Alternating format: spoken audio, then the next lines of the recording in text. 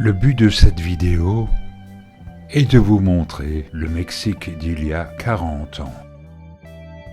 Tourné en Super 8, c'est le Mexique du serpent à plumes, le Mexique que j'ai aimé, que j'aime toujours d'ailleurs, parce que le Mexique et moi, c'est une véritable et longue histoire d'amour.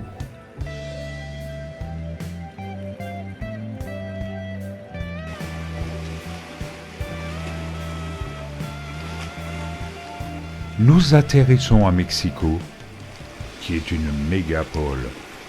À l'époque, on disait que c'était pratiquement la plus grande ville du monde.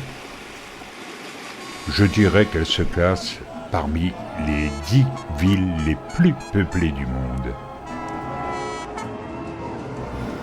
À égalité peut-être avec São Paulo au Brésil, mais nettement plus petite que l'agglomération de Tokyo.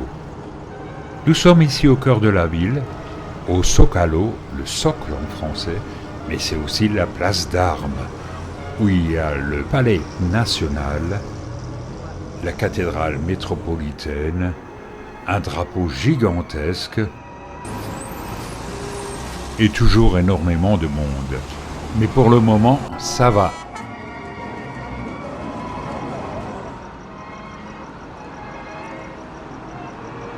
Ceci, c'est la cathédrale métropolitaine. À côté, une maquette de l'ancienne Tenochtitlan, Mexico des Aztèques, avec ses pyramides. Tout à côté de la cathédrale se trouve ce qu'on appelle le Sagrario. C'est à la fois le baptistère, mais aussi la chapelle où se trouve le Saint-Sacrement. Dans un autre quartier de Mexico, nous arrivons à Chapultepec, c'est-à-dire la colline des Sauterelles, sur laquelle se trouve le palais habité par Maximilien, empereur éphémère du Mexique. Il avait été poussé là par Napoléon III. Tout à côté se trouve le musée anthropologique, un des plus beaux musées du monde, où on peut admirer beaucoup de pièces précolombiennes, des pièces Olmec. Ici un couteau sacrificiel, Olmec. Un peu plus loin, Huehueteotl, le vieux dieu du feu de la culture de Teotihuacan.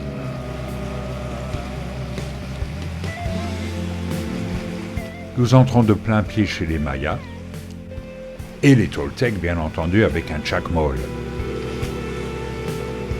Ici, ce sont les Zapotèques. On nous présente aussi des couteaux d'obsidienne servant au sacrifice. Xochipilli est certes le dieu le plus souriant du panthéon aztèque. La pierre du soleil qui n'est pas un calendrier.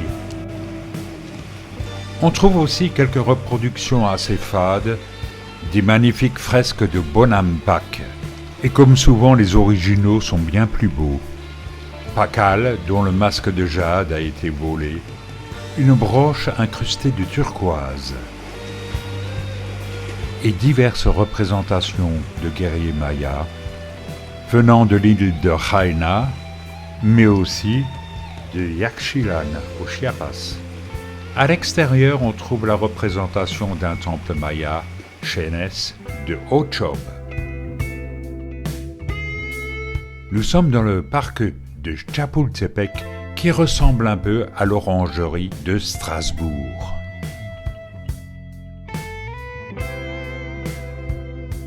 Le pèlerinage de la Vierge de Guadeloupe est l'un des plus importants au monde, comparable à Lourdes ou à Fatima, mais je dirais en plus beau. La silhouette bienveillante de Jean-Paul II domine l'ensemble. Mais bien sûr, on vient ici pour vénérer la Vierge figurant sur une tilma de Cizal. Cette icône suscite bien des questions, à commencer par sa longévité. Elle subsiste ici depuis plus de 5 siècles. Mexico, c'est aussi la place des trois cultures, comme ici, sur l'ancien site aztèque de Tlatelolco.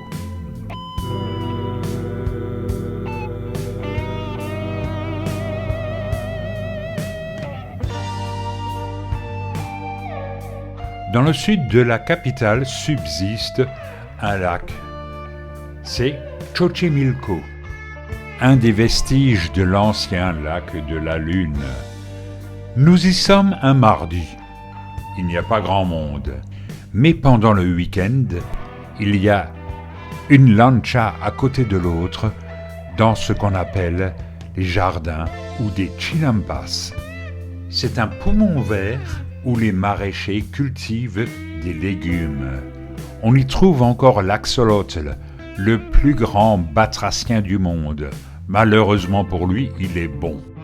Mais il a la faculté de régénérer ses membres coupés et intéresse également la médecine. À l'époque, on n'avait pas besoin de gilet de sauvetage pour se promener sur les lanchas de Xochimilco.